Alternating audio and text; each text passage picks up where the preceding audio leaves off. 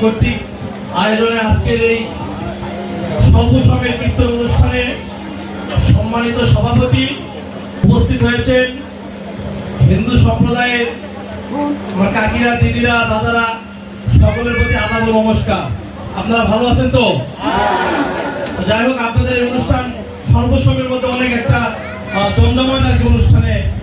আর এখানে আমার সব দিদি কাকিরা একটু বেশি, বৌদিরা একটু উপস্থিত বেশি। তো যাই হোক, ভালো লাগছে, আপনাদের অনুষ্ঠানে দাওয়াত দিয়েছে, অনুষ্ঠানে আসছি। তো আজকে আমাকে দাওয়াত করার জন্য আমি কমিটির নেতৃবৃন্দের কাছে কৃতজ্ঞতা প্রকাশ করি। তো যাই হোক, আপনাদের সকলকে আমি যাই, অংশগ্রহণ করি অনুষ্ঠান মানে সামিল হই ইনশাআল্লাহ। আপনারাও চান, আমিও চাই।